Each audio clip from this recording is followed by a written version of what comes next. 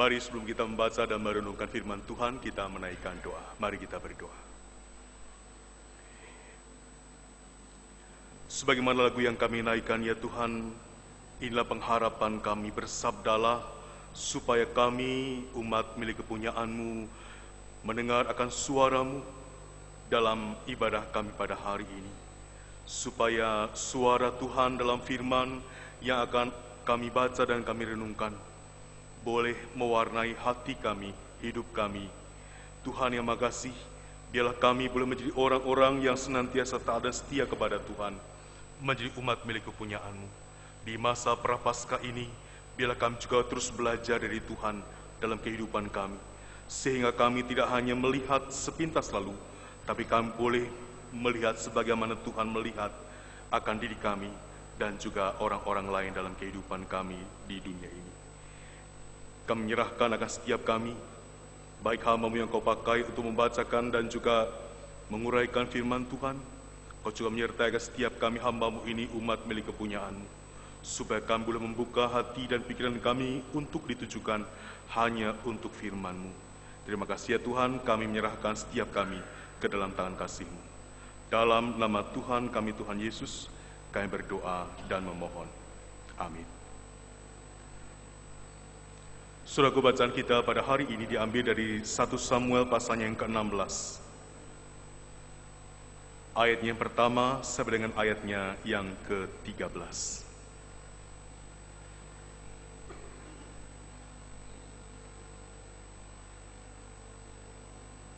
1 Samuel pasal yang ke-16 ayat 1 sampai 13 di bawah judul Daud diurapi menjadi raja. Yang demikian bunyinya. Berfirmanlah Tuhan kepada Samuel, berapa lama lagi engkau berduka cita karena Saul? Bukankah ia telah kutolak sebagai raja atas Israel? Isilah tabung tandukmu dengan minyak dan pergilah. Aku mengutus engkau kepada Isai, orang Betlehem itu, sebab di antara anak-anaknya telah kupilih seorang raja bagiku. Tetapi Samuel berkata, bagaimana mungkin aku pergi? Jika Saul mendengarnya, ia akan membunuh aku. Firman Tuhan, bawalah seekor lembu muda dan katakan, aku datang untuk mempersembahkan korban kepada Tuhan. Kemudian undanglah Isai ke upacara pengorbanan itu, lalu aku akan memberitahukan kepadamu apa yang harus kau perbuat.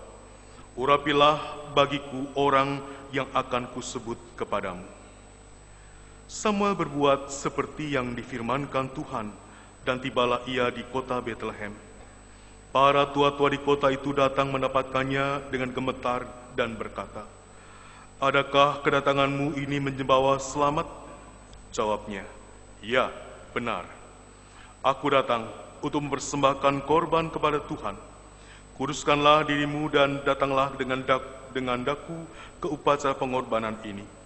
Kemudian ia menguduskan Isai dan anak-anaknya yang laki-laki dan mengundang mereka ke upacara pengorbanan itu. Ketika mereka itu masuk dan Samuel melihat Eliab, lalu berpikirnya, sungguh di hadapan Tuhan sekarang berdiri yang diurapinya. Tetapi berfirmanlah Tuhan kepada Samuel, janganlah pandang parasnya atau perawakannya yang tinggi, sebab aku telah menolaknya. Bukan yang dilihat manusia yang dilihat Allah. Manusia melihat apa yang di depan mata, tetapi Tuhan melihat hati. Lalu Isai memanggil Abinadab dan menyuruhnya melewat di depan Samuel. Tetapi Samuel berkata, orang ini pun tidak dipilih Tuhan. Kemudian Isai menyuruh Syama lewat, tetapi Samuel berkata, orang ini pun tidak dipilih Tuhan. Demikianlah Isai menyuruh ketujuh anaknya lewat di depan Samuel. Tetapi Samuel berkata kepada Isai, semuanya ini tidak dipilih Tuhan. Lalu Samuel berkata kepada Isai, inikah anakmu semuanya? Jawabnya, masih tinggal yang bungsu, tetapi sedang mengembalakan kambing domba. Kata Samuel kepada Isai, suruhlah memanggil dia, sebab kita tidak akan duduk makan sebelum ia datang kemari. Kemudian disuruhnyalah menjemput dia. Ia kemerah-merahan, matanya indah dan parasnya elok. Lalu Tuhan berfirman, Bangkitlah, urapilah dia, sebab inilah dia. Samuel mengambil tabung tanduk yang berisi minyak itu dan mengurapi Daud di tengah-tengah saudara-saudaranya. Sejak hari itu dan seterusnya, berkuasalah roh Tuhan atas Daud, lalu berangkatlah Samuel menuju Rama. Saudaraku, berbahagialah orang yang mendengar firman Tuhan serta memeliharanya. Hosiana. Hosiana, Hosiana, Hosiana.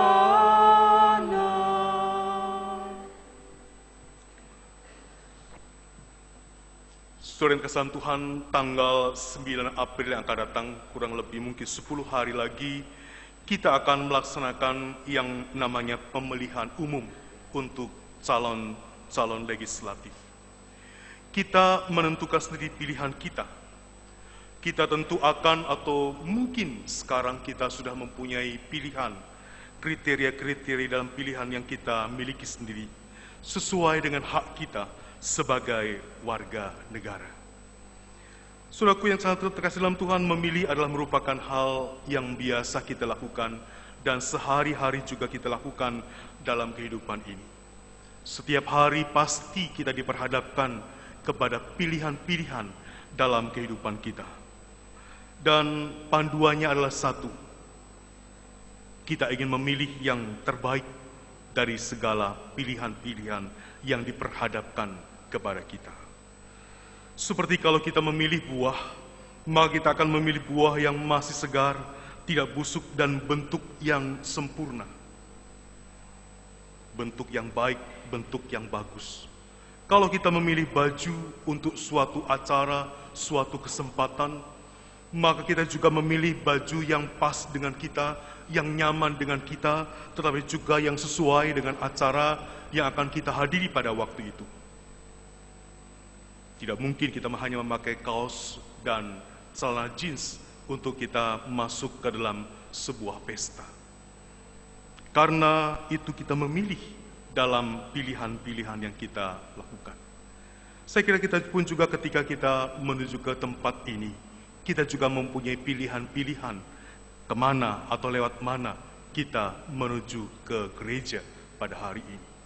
Dari Serpong saya tadi juga mempunyai pilihan kemana saya harus menuju ke GKI Kebayoran Baru. Supaya apa? Supaya mendapatkan yang terbaik, supaya mempunyai hasil yang terbaik dalam kehidupan ini. Itulah yang kita lakukan dalam kehidupan kita. Saudaraku, tidak seorang pun di antara kita yang ingin mendapatkan yang buruk dalam kehidupan kita. Untuk makanan kita, untuk pakaian kita, untuk pekerjaan kita, dan juga untuk yang kita jalani dan orang yang kita kasihi dalam kehidupan ini. Nah, pertanyaannya lalu adalah bagaimana manusia memilih dalam kehidupan ini? Dan bagaimana juga cara Allah memilih dalam kehidupan kita. Jemaat yang terkasih dalam Tuhan, Samuel pun ingin mendapatkan calon raja yang terbaik untuk menggantikan Saul, raja yang sudah mendukakan Tuhan, yang sudah ditolak oleh Allah, oleh karena ia melakukan berkali-kali pelanggaran, ketidaktaatan kepada Allah dalam hidupnya. Karena itu ketika kemudian Samuel diutus oleh Allah pergi ke Bethlehem untuk mengurapi salah seorang anak Isai, maka berangkatlah ia dengan membawa tabung tanduk berisi minyak untuk mengurapi calon raja yang Allah katakan, akan kutunjukkan kepadamu siapa yang harus engkau urapi. Karena ketika kemudian semua persembahan sudah dilakukan, maka ketika kemudian Samuel melihat anak Isai yang sulung yang bernama Eliab, maka kemudian dalam hatinya, dalam dirinya, Samuel mengatakan inilah. Saudara, kenapa kemudian Samuel mengatakan inilah? Oleh karena biasanya seorang raja adalah merupakan anak sulung.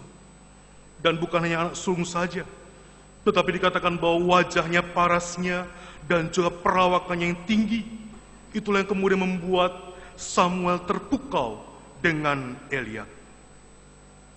Tapi apa kata Tuhan kepadanya? Bukan ini. karena orang ini aku tolak.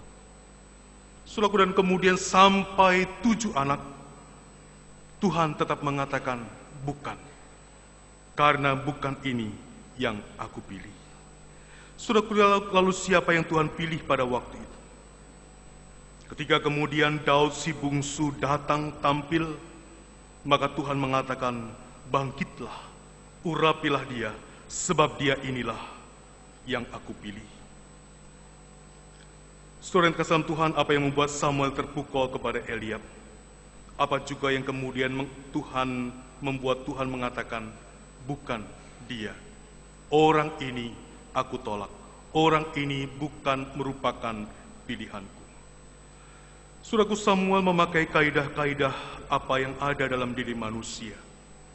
Paras yang menunjukkan pribadi yang sangat baik dan juga perawakan yang kelihatan baik dan gagah dan kuat, maka itulah yang kemudian menjadikan Samuel mengatakan, orang inilah yang merupakan pilihan Allah.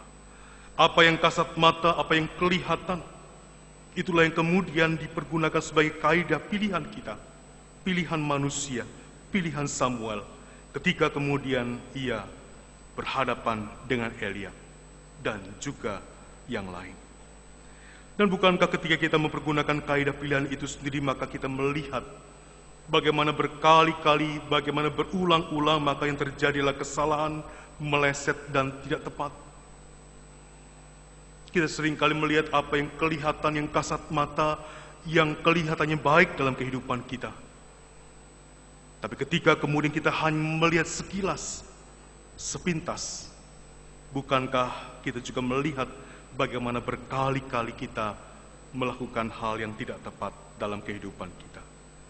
Saudara, karena itu kata Tuhan kepada Samuel, janganlah pandang parasnya atau perawakan yang tinggi, sebab aku telah menolaknya. Bukan yang dilihat manusia, yang dilihat Allah. Manusia melihat apa yang di depan mata, tetapi Tuhan melihat hati. Saudara yang Tuhan, Tuhan, bukankah yang Samuel lakukan itulah yang kemudian seringkali kita lakukan? Memilih dengan sekilas, dengan apa yang ditangkap oleh mata. Kita menimbang apa yang baik dan tidak baik sesuatu hal. Kita menimbang yang benar dan tidak benar dalam sesuatu hal. Kita seringkali hanya melihat sepilas dan kemudian berpikir sekilas saja dalam kehidupan ini. Dan dalam kehidupan secara dunia, bukankah berkali-kali berulang-ulang kita punya kesalahan yang seperti itu? Dalam cerita Alkitab kita melihat bagaimana orang-orang di Babel, di awal dari kisah Alkitab, mereka membangun sebuah tempat, sebuah menara yang tinggi, dan ingin mengatakan, baiklah kita mendirikan tempat sampai ke langit. Kita juga melihat bagaimana kemudian orang berbangga hati dengan karya-karya besar yang dunia lakukan di tengah-tengah dunia ini. Seakan-akan merupakan bagian yang merupakan kebanggaan dalam kehidupan kita. Kapal Titanic dan juga bangunan-bangunan yang lain dalam kehidupan kita. Ketika manusia berpikir dengan akalnya, ketika manusia berpikir dengan kaidah-kaidahnya, melihat hanya sekejap mata, berpikir hanya sekejap mata, dan seringkali hanya untuk kepentingan diri sendiri. Bukankah yang terjadi adalah kehancuran-kehancuran, kesalahan-kesalahan, dan meleset dalam kehidupan kita? Saudara kasih Tuhan, hari ini mari kita semua diajak untuk belajar dari apa yang Tuhan nyatakan kepada Samuel ketika ia memilih seorang raja bagi Israel. Bukan paras dan perawakan yang tinggi, bukan apa yang kelihatan, bukan apa yang nyata, yang tersaji, yang terhidang di hadapan. Tapi dikatakan Tuhan melihat hati, Tuhan melihat kedalaman, Tuhan melihat apa yang ada di kedalaman diri, sehingga Tuhan menentukan, bukannya sekilas waktu, sekilas saja. Saudara kasih Tuhan, bukan Eliab yang dipilih si sulung, yang parasnya oke, yang perawakannya tinggi. Tapi justru Daud si bungsu yang dikatakan wajahnya kemerah-merahan. Orang mengatakan wajahnya innocence. Wajahnya mungkin dilihat bukan seperti seorang calon raja. Tapi Tuhan mengatakan, urapilah dia, karena dialah yang aku pilih. Saudaraku, mari kita menyadari akan hal ini. Ada kalanya ketika kita memilih hal yang penting dalam kehidupan kita, kita memerlukan pertolongan Tuhan dalam kehidupan ini. Ketika kita sebagai anak muda, orang muda, kita memilih pasangan, kita sebagai orang tua memilih menantu, kita juga memilih akan profesi kita memilih sekolah, kita memilih partner bisnis kita memilih akan orang-orang menjadi orang-orang terdekat kita, orang-orang kepercayaan kita, dan juga pemimpin kita. Mari kita diajak untuk tidak hanya sekedar melihat secara kasat mata, secara sepintas lalu kemudian kita melakukan pilihan. Yang kelihatannya wah, yang memberi kesan baik hati, yang memberi kesan penolong, seringkali bukankah kemudian menipu kita dalam kehidupan ini? Kesan pertama begitu menggoda. Slogan ini seringkali dipakai oleh orang-orang untuk menipu orang lain, disalahgunakan oleh orang lain untuk menipu diri kita atau menipu orang lain dalam kehidupannya. Ketika kita mudah terpukau, ketika kita mudah melihat dengan kesan pertama saja, maka bukankah kita akan terjebak kepada tipuan-tipuan yang seperti itu? Saudara, tentu saya tidak mengatakan atau menyarankan saudara selalu curiga kepada orang lain. Namun yang perlu adalah bagaimana supaya kita tidak hanya memilih melihat hanya dengan sekilas wajah, sekilas mata, sekejap mata saja. Yang penting adalah bagaimana supaya kita mengambil keputusan sesuai dengan kehendak Allah dalam kehidupan kita, supaya kita lebih melihat hati dalam kehidupan ini. Lalu bagaimana supaya kita mempunyai hidup seperti yang Allah kehendaki, yaitu supaya kita pun juga merupakan orang-orang yang melihat hati, yang memutuskan dengan sebaik-baiknya dan mencari kehendak Allah dalam kehidupan kita. Ada dua hal yang menurut saya penting untuk kita ingat senantiasa dalam kehidupan kita sebagai umat milik kepunyaan Tuhan. Yang pertama yang diingatkan kepada kita adalah mari kita menyamakan kehendak, keinginan, hasrat, harapan kita dengan kehendak Allah. Saudara terkasih dalam Tuhan, sama seperti Tuhan Yesus ketika ia di Taman Getsemani, dia mengatakan, jadilah kehendakmu.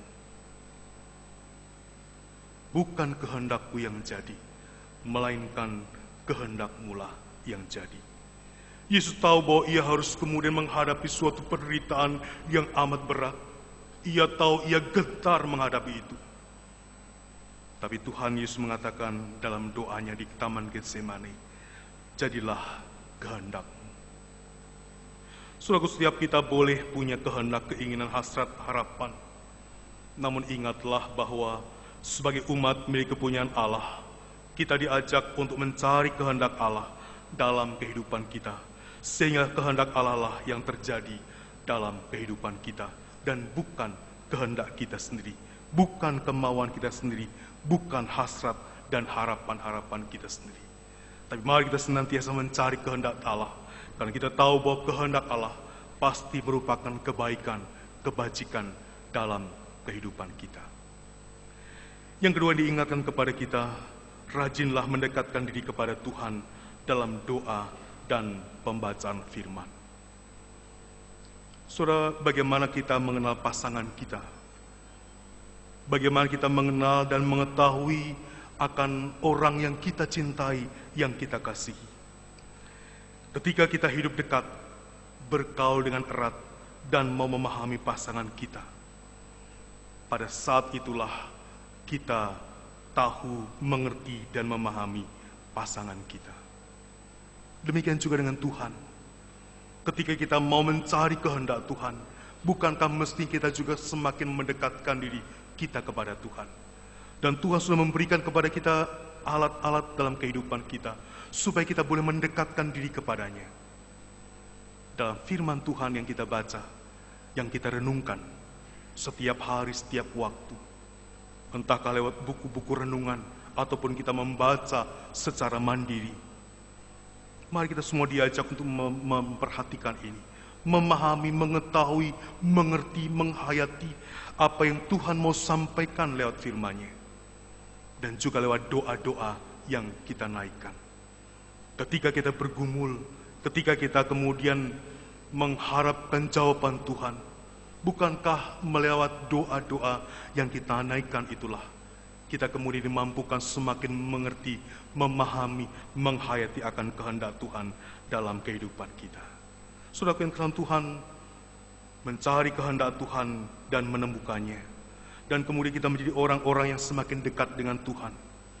Ketika kita mau melihat dengan hati, bukan sekilas saja. Dengan kedua hal inilah kita semakin dimampukan untuk menjadi orang-orang yang menentukan pilihan kita.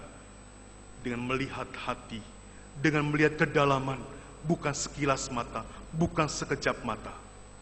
Dan kita menjadi orang-orang yang tak ada setia kepada Tuhan dalam kehidupan kita. Saudaraku, di masa Prapaskah ini, mari sebagai pengikut-pengikut Kristus, kita semakin belajar hari lepas hari dalam kita mengambil keputusan-keputusan yang benar dalam sepanjang kehidupan kita. Mengambil keputusan-keputusan yang benar dengan mencari apa kehendak Tuhan, apa kehendak Allah dalam kehidupan kita. Karena Tuhan tidak mengajar kita untuk melihat dengan sekilas, Dia mengajar kita untuk melihat dengan kedalaman hati kita. Amin.